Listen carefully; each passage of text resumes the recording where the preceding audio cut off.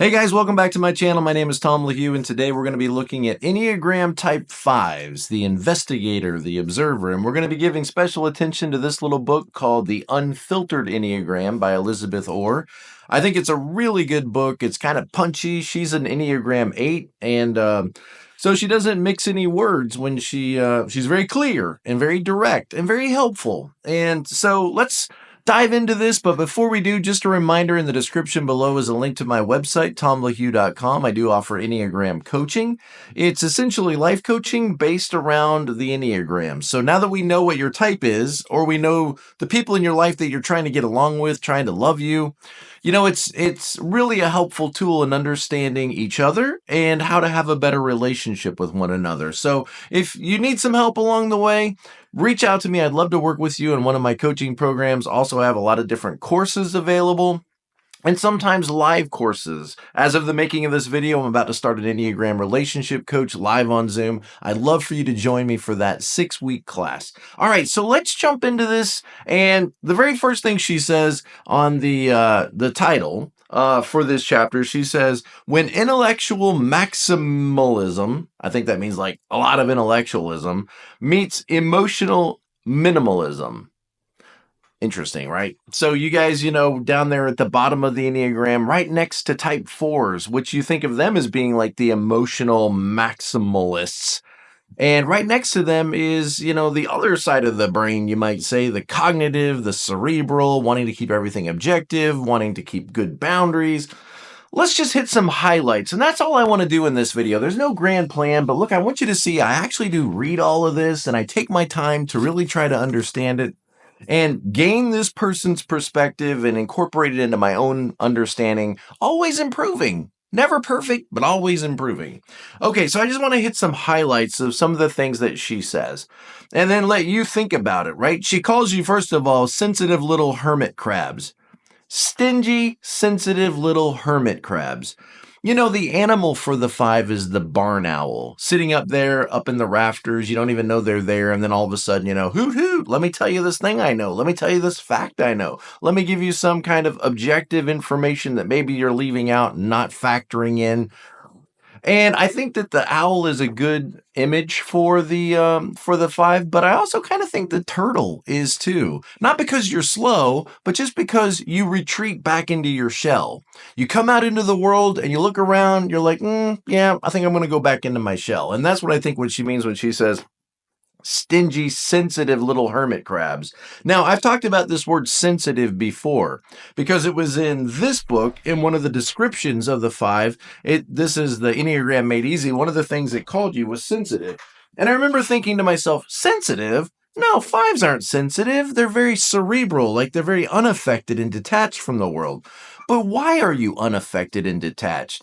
Because you're very sensitive. Just think about how sensitive you might be to loud noises or other people around you creating chaos or other people's intrusions into your space, other people taking your time, for example. So just think about that when you think about sensitive. Going out there, sitting in the theater, and somebody has to get up and move around you, get up, move around you, get up, move around you. Just think how frustrated or aggravated you might become when kids are rowdy and people are noisy and cars are driving down the street and somebody's walking in your lawn, climbing your tree, picking the apples off your tree. Sensitive. Okay. Sensitive, stingy little hermit crabs. Now, don't get mad at me. I didn't write it. I'm just reading it. I'm just sharing it with you. Don't kill the messenger, okay? We're just getting started. So if this is too much for you, we're just getting started. So here's a quote from her. 5s have a reputation for being quiet, curious, unobtrusive. Think that's like the opposite of being intrusive. Every time I use my glasses, it messes with my lighting. So I'm going to try to do it without my glasses and we'll see what happens. So quiet, curious, unobtrusive, and to the untrained eye, a bit boring. A bit stuffy, you might say. Think of like the old English gentleman. And just kind of think of that like being stuffy, the tweed coat, the professor. They're not boring, but presenting as boring is a convenient camouflage. Think about that. Now, I've often said that I feel like 5s sometimes camouflage away with kindness. And so when you see a 5 under stress, they look a little bit like a 7, sort of like a 7 shell. Like, hey, how you doing? Yeah, good to see you. Move along, move along. That's kind of what they're thinking. Like, oh yeah, great. Did you have a great trip last weekend? Okay, well, it's glad I need to get together with you. Yeah, move along, move along. I'm not available anymore. And so that camouflage of like friendliness or outgoing 7 charm is like a boundary that keeps people at a distance. Remember, 5s, they kind of approach the world like this. They're sort of, remember, you're a fear type and you don't necessarily look like a fear type, but you're the fear type that tries to overcome the fears by creating boundaries and distance and also trying to understand the world. Okay, and so what she says is that your quiet, boring, unobtrusive nature in which you present yourself could be kind of a camouflage in which you hide from the demands of others. What did I say? Hiding from the demands of others. Because let's face it, the world is a very demanding and intrusive place. And even the people that you love put a lot of demands on your attention. They put a lot of demands on the focus of your attention. And remember what your sin is: greed, stinginess. I don't want to be intruded on. I don't want to have to focus my attention on what they're talking about. I'm not interested in that. And so you might appear a little bit withdrawn or, detached as a way of signaling to the people around you, yeah, I'm not available. Don't come and ask me to buy your stuff. I'm not available. Don't try to depend on me to have any kind of relationship because I just don't want to give my time, attention, and focus away and my energy away like that. So move along, sir. Move along. Camouflage, hiding from the demands of the world. Sometimes difficult to read. 5s retreat into themselves. There's the turtle, right? Or the hermit crab. Retreating into themselves when they feel imposed on. The world's a scary place. The world's a threatening place. The world is too much. Now, this is one of the differences between 5s and 9s, because sometimes 9s could think they're 5s. I don't think a lot of 5s think that they're 9s, but sometimes, 9s might think, oh, I think I'm a 5. I think I'm a 5. But this is kind of at the heart of it is 9s do get engulfed. 9s do become enmeshed. 9s do lose themselves and don't see their boundaries. They sort of like merge and fuse with everybody else's agenda. 5s, on the other hand, they don't want to be engulfed. They know that we are separate people. They have clear boundaries. And so if you're wondering, am I a 5? And you're watching this video, if you have a tendency to sort of end up going down the road with somebody and you don't even realize, and then you wake up and go, crap, how did I end up down here? Did I really choose this? You're probably not a 5. You're probably a 9, because 5s don't want to be intruded on. 5s don't want to be engulfed, obligated, and they are very clear on, I'm a separate person. Let's keep this compartmentalized. One of the things I notice in my working with 5s and 9s, 5s retreat into themselves when they feel imposed on, shutting down before the chaos consumes them. And this might just be leaving, like just moving away, geographically moving away. That's the simplest boundary a person can have, is just distance. Goodbye. When we don't have good relational boundaries, or we don't know where those boundaries should be, we often create geographical ones and just move away from people. And 5 is a withdrawn type that tends to move away from people. You have to consciously decide to move toward people. Remember the relationship types, 2, 5, and 8? 2s, they move toward people. 8s move with people, and 5s move away from people to figure out the relationship between ideas or philosophies, but they move away from people.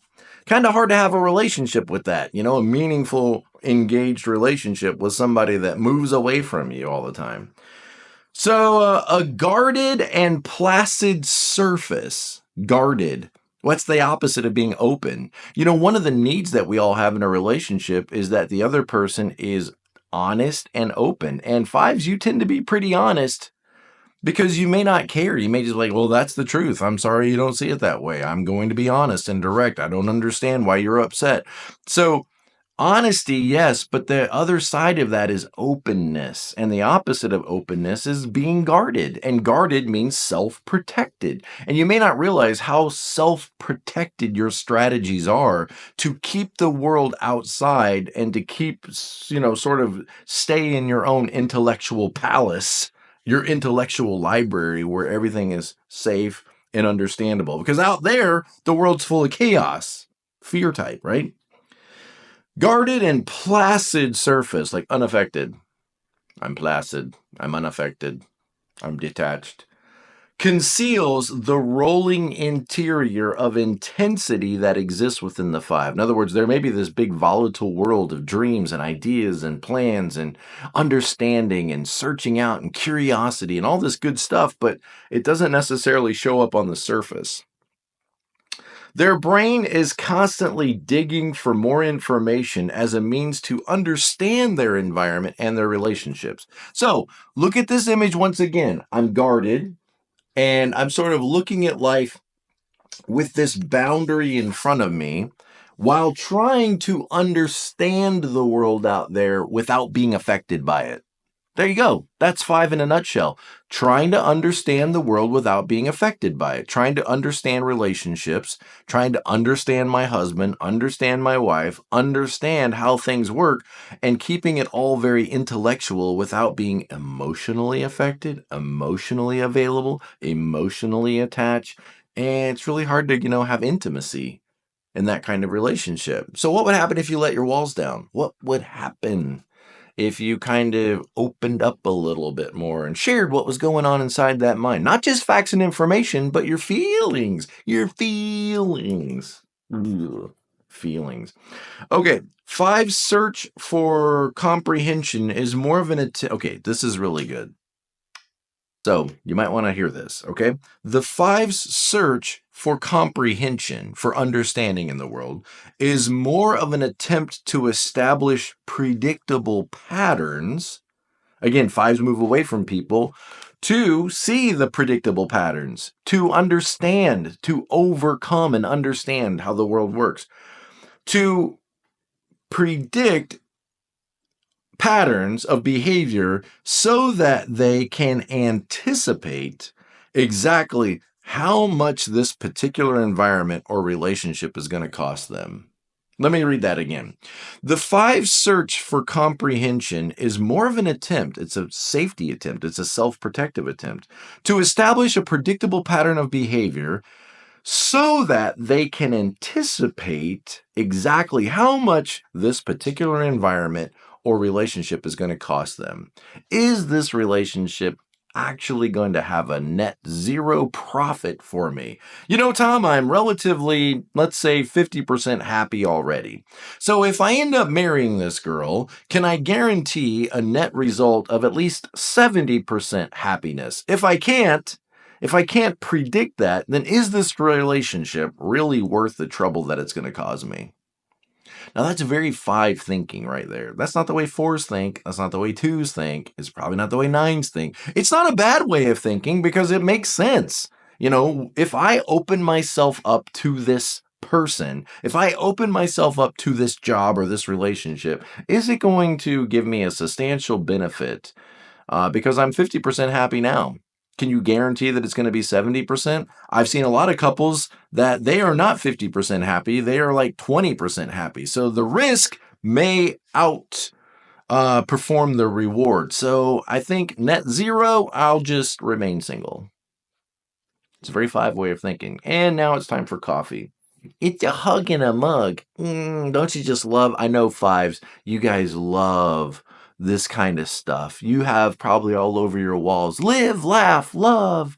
In this family, everybody is celebrated. You probably love those plaques on the wall that remind you of the deep and meaningful things like a hug and a mug. That's so 5. Yes, that's exactly the way you guys are. So they set off. Okay, I can't read without my glasses, so I know it's going to do terrible things to my lighting. I got to figure that out. They set off searching for, but putting off decisions until they've gathered enough information. And there's that line to 7, right? I don't have enough.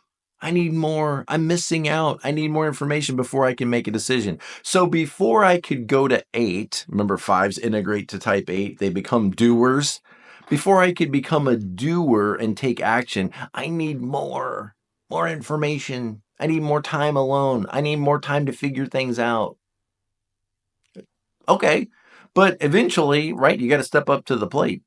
Think of it like this. How many 8s are out there leading stuff?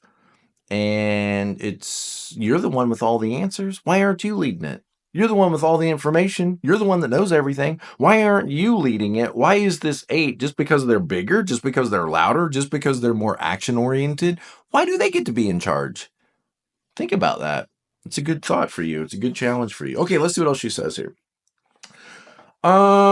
She says that 5s are a little bit like, remember those foam, maybe this was popular in the 90s, I don't remember, but these little foam capsules, okay, wait. It's a capsule, it looks like a medicine capsule, right? And it's got this foam dinosaur inside of it, or like a foam little guy or a little girl inside there.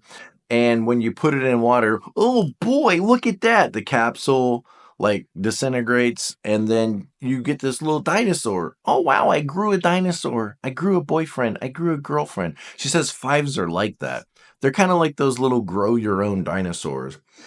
When immersed in information, the brain expands and expands and expands, and then out of nowhere, spits out something new, a fully formed and brilliant insight that takes us all by surprise. We didn't even realize how much was happening beneath the surface. Interesting. I like that. I like that image. 5 brings, 5s bring clarity into our world, and they bring composure. When there's chaos around you, the 5 keeps us all calm, helps us remain objective, helps us to think outside the box and to see things from a objective standpoint. So in conflicts, you might want to reach out to a 5 and probably a 9. Those two people would be great during a conflict. 9s want to calm everybody down, get us to all listen to each other. 5s want us to remain objective and not get so emotional that we can't be clear-headed. Composure and clarity into the situation. And those are great when you're having problems to negotiate. So 5s, 9s, you guys are kind of wired a little bit like therapists in some ways, in that way. And you might show up in that way if you're generous enough to get involved in the problem. Of course, the tender, generous, helpful version of the investigator is generally not how we experience them. Generous, right? It's kind of the opposite of stingy. Generous, giving your time, giving your attention. In fact, the 5 is often MIA. Missing in action, just simply not available. Sorry, we're closed. Come back on Thursday. Not available. Wish I could help you. Missing in action, and thus near impossible to experience at all. Not available. Not emotionally available. They come to the office, clock in, fulfill their assigned tasks, clock out, and retreat into their own little world. A world that their coworkers have no idea that exists. And they go home, away from their work, maybe away from their family, and withdraw into their inner sanctuary, the inner sanctum. And keep everybody, separated. Keep everybody, work friends are work friends, and this is who I am at work. And then family is family. This is who I am at family. And compartmentalize, just like the way your brain, I think, compartmentalizes things. You might compartmentalize yourself. And you say, doesn't everybody do that? No, not really. Not really, not necessarily. And it's not a bad thing. It's just notice how boundary oriented you are. Like coming in, clocking in, walking past people, sitting down at your desk and not feeling obligated to chit chat or have small talk or any of these things that kind of grease the wheels of relationships and keep things smooth. Okay, so the observer, the guarded 5, the core belief is, and this is interesting, she says the core belief of a 5 is the world is an overwhelming, bossy, intrusive place which takes more away from you than it gives in return. And that's kind of your worldview. Wouldn't you be stingy if that was your worldview? That the world is a place that's always trying to suck your time away from you, suck your attention away from you, suck your productivity away from you. It's always trying to take away from you. It's a bossy, intrusive place. It makes sense. Well, why wouldn't you be stingy then? Because you got to protect yourself from that bossy, overwhelming, engulfing obligations of this world. But sometimes the world also gives back to you. The people in your world, the people that are around you, they want to give to you. But she says fives, they tend to look at people like vampires. Like the world is filled with all these ticks, all these vampires that just want to, plop down in front of you. Here's again, how do you know if you're a 5 or a 9? 9s, they tend to make space for people. So you plop down in front of them and you talk to them for an hour about your life and your vacation and your family problems. And the 9 just sort of makes that space available. Oh yeah, well, tell me more. Tell me more. 5s, they resist that. Like, oh gosh, here comes another vampire. How do I move them away from me? Or like Ron Swanson, points the gun on his desk into their face to make them feel awkward, to push them away. The focus of attention is on the dementors of our world, the vampires. These vampires take the form of other people, their responsibilities and their emotions, and they might flood the 5s to the point of overwhelming them and causing them to sink. I got to get away from these people. How do I camouflage with kindness or friendliness to move them? Remember, the superpower of 5s is invisibility. How do I become invisible to this person so that they won't plop down in front of me and suck my time and attention and my energy away from me? I need to recharge. I need to go back into my inner world. The core fear of 5s is being exposed, she says, as a flustered, ineffective dum-dum. Interesting. Now remember, 5s, 3s, 1s, the competency types. I need to be competent. I need to feel competent. I need to feel like I'm knowledgeable and I have information. I think that's accurate. I would say also the core fear is not just that I'll be exposed as somebody who doesn't know or somebody who's not informed, somebody who doesn't have the answers. But I think also it's like a core fear of being intruded on, being invaded, being sapped dry and not having anything left, or no energy or focus left. Like I'm going to be exhausted.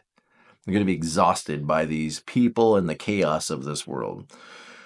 Researchers, you guys, she calls you researchers, fear that even a momentary lapse in their lifelong self-sufficient, self-reliant, self-sufficient, self-protective 5s posture will open the floodgates to the demands of others and reveal not just that you're incompetent, like you don't have the ability or the information, but how pitifully low their threshold is to being overwhelmed.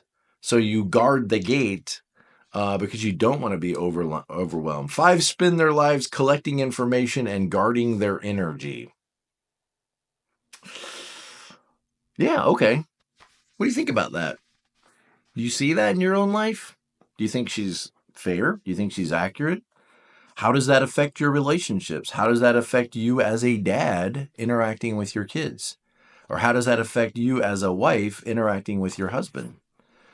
If things get difficult in your marriage, you might just tend to withdraw and retreat and say, well, I'm going to give myself to prayerful meditation instead, because the marriage thing isn't working out. So I can't change them. So I'm just going to change me. I'm going to retreat into my inner sanctuary and just basically cut this other person off because they're difficult to be around. Why don't you just tell the truth? Prayerful meditation. The Bible tells you to love your wife, love your husband, and, to come together and be one and not to isolate away from them. So we can justify anything, can't we? I don't want to be exposed by someone who knows more than me. Okay. And 5s tend to be more sensitive than they let on. We already knew that. All right. So your idealized self-image, that is what you think about yourself that's not necessarily always true, but you want to present this to yourself. This is how you want to see yourself and how you tend to present yourself to others, is a self-sustained ecosystem, an intelligent and remote island of a human being. Whoa. Because realize, like, a lot of us don't think that way. Like, I'm an island, you're an island, we have trade relations. No, we think like we're states living in the same continent. We're in the same country. We're states, side by side, together. But you guys tend to think of yourselves more as islands, safe and isolated from the taxing requirements of being in a relationship with others. 5s starve themselves of material and effective entanglements, and instead feast on a sense of superiority afforded to them by their threadbare existence. In other words, you're a minimalist. I don't need much. I don't need anything. I'm a cactus. Just put an ice cube on me once a week and I'll be fine. I don't need these interactions. I don't need this kind of relationship. Self-sufficiency and minimalism. If you go on YouTube and you type in minimalism and you watch videos from minimalists, what you're going to find is a lot of those people are 5s. Interestingly enough, a lot of the hoarders are also 5s. So there's something on that spectrum of like minimalism and hoarding that, I don't know, it just seems to be kind of a 5 thing. But minimalism is, I don't want to need stuff. So your sin isn't gluttony, like a 7, I need everything. Your sin isn't gluttony. It's, I don't want to need anything, and I don't know why you keep needing stuff from me. I don't need stuff from you, so why do you think it's okay to need stuff from me? Please stop needing stuff from me. Self-sufficiency is the 5's brand of rejection. That's interesting. Isn't that interesting? Neglect is a soft form of reject. And do you neglect other people and their needs? Do you neglect tending to the relational needs of others? They contemptuously refuse to imagine the closeness of intimacy with people could be a source of support instead of suffering. In other words, other people might want to pour life into you, not just suck life out of you. But this self-sufficiency strategy allows the 5 to rationalize your aloof stance. Detached, unaffected, aloof. I don't need anything, so I'm good. Toward other people that will deplete them, and toward things that feel temporary in a cruel and backbreaking world. So the defense mechanism is isolation. Moving back into your castle, away from relationships. 5s can avoid being overwhelmed. Isolation is a defense mechanism. It says it's a passive way to regain control. You can't be reached. And so if you can't be reached, then you can't be depleted of your resources. And that keeps you off of someone else's agenda and feeling very self-sufficient. So she talks about greed, anything that feels like it's going to overwhelm your time, your space, your energy, protecting yourself against those things. I think we know about that. A terrified 5 might withdraw from anything that they perceive to be threatening to overtake them, slipping silently into the night, burrowing into the safe predictability of their own isolation. These emotionally thrifty types will retreat until the storm has passed and the intensity has died down. So you might say like avoidant dismissive, right? You think about those attachment styles. That's what it sounds like, avoidant dismissive. This chilly aloofness, this cold front that backs away from these intense interactions. Let's see. She also talks about how sometimes with the people they are around the most, they tend to be more curt and more direct and more blunt. keeping these people at a little bit of a distance, kind of like a way of telling them, look, stop needing my attention, stop obligating me in these relationships. And then finally, she talks about non-attachment, as the virtue. Non-attachment, and be clear, it doesn't mean be more detached. It means the stuff that you're holding on to that makes you feel secure, like, your aloofness, or like your resources or your information, the stuff that makes you feel, open your hands up a little bit. Don't be so attached. Open your hands up and be a little more open, less guarded. Let me just read exactly what she says. Non-attachment, as it relates to this expanded emotional capacity of the fives, it's a relaxed, open posture to your resources, allowing them to trust that you have enough already. You don't need to clutch the little luxuries like somebody's trying to take them away.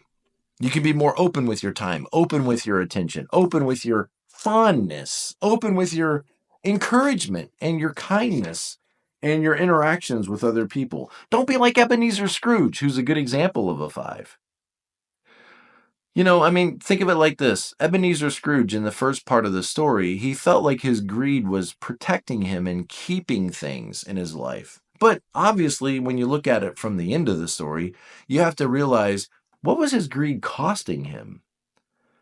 It was shutting him out of the world and shutting him away from relationships, shutting him away from the very things that make life meaningful and important. So it's a terrible self-protective strategy in the long run, isolating yourself away, minimalism. Remember in that story, right? He's walking around with one candle, in his house, and he doesn't turn on the heat, and he gets mad at Cratchit for using coal because he's stingy. And I got to hoard my resources. Non-attachment would be opening up and saying, hey, you know what? We'll have more coal tomorrow. Use as much coal as you want. Let's warm this place up. Yes, absolutely. I'll give away my charitable donations because I have plenty, and more is going to come. And yes, I'll give away my attention. I will come to the ball and come to the dance and interact with people and buy the turkey in the window. And so there's this, at the end of the story, there's this beautiful non-attachment as he now makes himself available to all of those interactions and all of those relationships. Instead of they're going to cost me something, no, they're going to provide something to me. And I don't think you have to overcome this all at once. Just see it. At least see what's going on so that you can challenge yourself. So that you don't end up isolated and alone. You say, well, that's fine. I'm fine with being isolated and alone. Okay. What am I going to say? I'm not trying to fix you. I'm not trying to fix you at all. I just want you to see stuff, that may not necessarily always work for you. Your strategies work sometimes, but then other times they don't work for us. And that's true of every type. And, what if you gave yourself permission to interact more with others, to engage more, to connect more, like intentionally decided, I need to make myself get up out of this room, go out there where the family is, and be curious about their lives and curious about them and study them and understand them, and then open myself up and make myself available to them. I think it'd be a good move. I think it'd be a good direction to go. And don't be afraid of looking foolish. Maybe sign up for something you don't know anything about. Like start taking martial arts. Start playing an instrument, start learning a foreign language, and allow yourself the permission to look foolish and to not feel like you have to be the expert in the room. Like everybody knows you're a beginner. You don't expect a white belt to be able to do all the things a black belt can do. Is there any area in your life that you can enter into in front of people and allow yourself to be a learner and be seen as a learner? Or do you have to always be the expert? Are you a know-it-all? Don't be a know-it-all. Be curious, be a student, and be open to others and their desire for connection with you. Because at the end of the day, we all need to feel connected. We all want to belong. Yes, we want to be significant and stand out, but we also need community. And notice right next to you is a six wing. When you think of six, you should think Community. The civilization, the community. Sixes gather people around them to protect them from this scary world. That might be a good strategy for you a little bit, to lean into that six and recognize I need the community around me. I need to make myself available to the community as well. All right, guys, if I can help you in any way, I'm here for you. I'd love to talk to you. And if you just want to make an appointment because you want to talk to somebody about the Enneagram and what you're learning about it, I'd love that. I love talking to fives. You guys are very interesting people. And I always learn something. Put it that way. I always learn something. All right, guys, take care. I'll see you next time. Be present to life.